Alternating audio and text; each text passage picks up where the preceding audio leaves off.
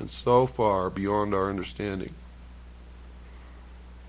that we see the prediction made in the movie 2001 actually becoming true before our very eyes. Just in my lifetime, I've seen automobiles that I could take apart and put together blindfolded myself as a teenager,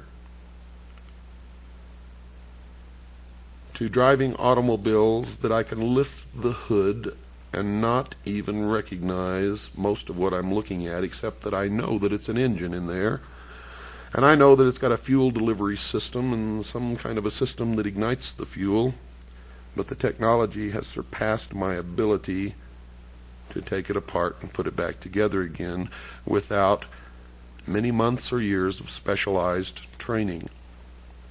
And this has occurred across the board in our technology. And as I've told you before, I will tell you again tonight, dear listeners, in secret, whatever you perceive as the state of technology in the public eye, the very cutting edge, in secret they are a minimum of 50 to 100 years ahead, to the point where science fiction is no longer fiction and hasn't been for quite some time, but is in all actuality science fact. You saw this battle play itself out on board this spaceship, where ultimately there was only one astronaut left fighting the battle against Hal. And he was able to make this jump in his evolutionary consciousness, and he was able to fool Hal and turn off the computer. But when he did so, he knew that he had relegated himself to permanent separation from his fellow human beings back on Earth. And folks, the message was not that he went into space to effect this separation. Space was just the vehicle through which it was conveyed in the movie. The message was that the new man will go into the future and the rest of us will perish. We will not be allowed into the future. If we are, it will be as slave labor until we are no longer useful, and then we will simply be exterminated.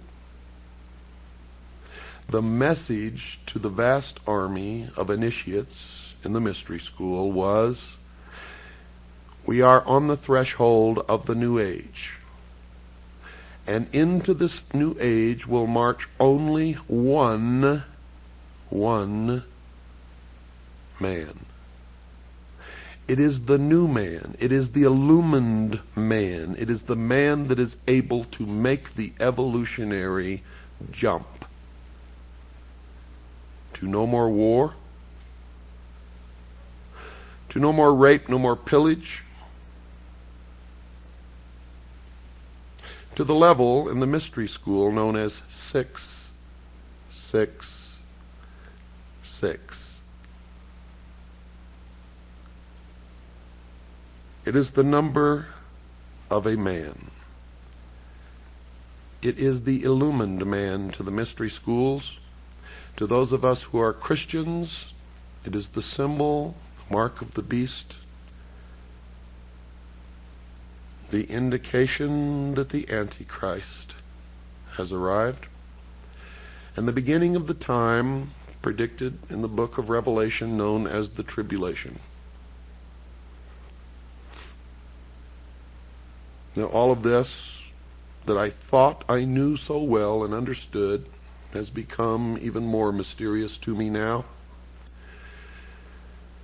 as I know that I am battling against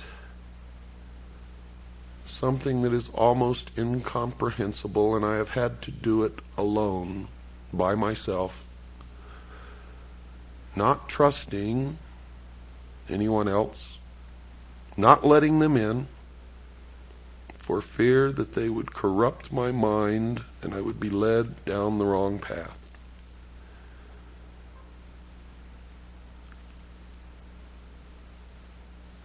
And I still do not know the answers, but I have an awful lot of clues and a lot of facts, and I've learned an awful lot.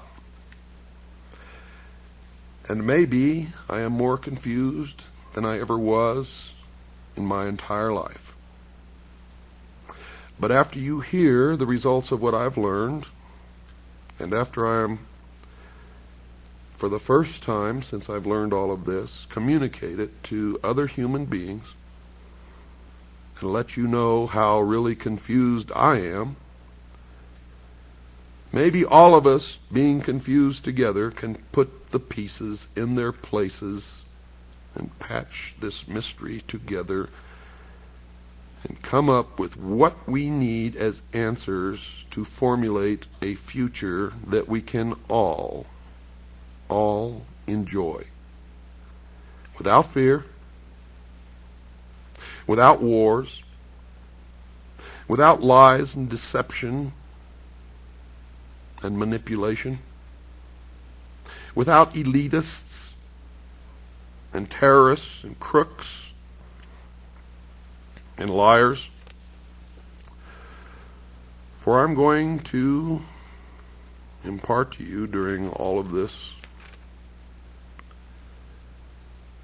that the priests of the ancient mystery religion are the ones who have caused most of the misery in the history of man. And if they had not learned this knowledge, the secrets of the ages that they keep from the rest of us and use to manipulate us, maybe we would have reached peace in this world hundreds of years ago. I don't really know the answer to that, but I don't think much of what has happened in the history of the world that was miserable, terrible, would have happened without these people.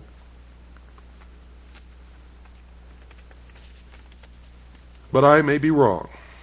And as always, when you listen to this show, don't believe a word you hear unless you could substantiate it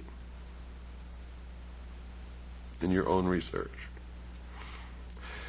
At the end of the movie, what you saw as the astronaut became older and aged, and this was the symbol of gaining knowledge and wisdom. And he looked at himself, and he saw himself younger, and he looked back and saw himself older, and he looked back and he was older still, and he looked back and he was young again and then old. And then he saw this unbelievably overpowering and stunning vision of a fetus, a human fetus, floating in the great vastness of the universe, signifying the birth of the new age and the new man that will go into the future.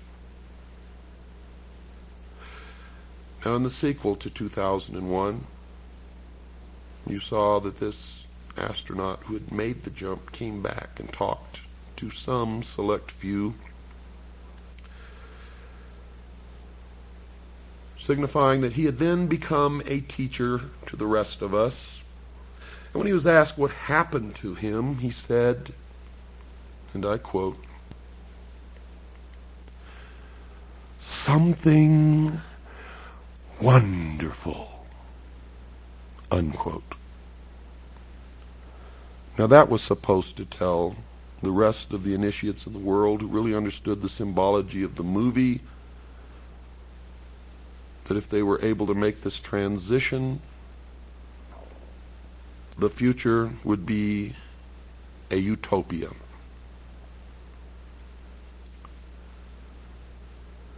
Now, I don't know whether it will be or not, but I can tell you this.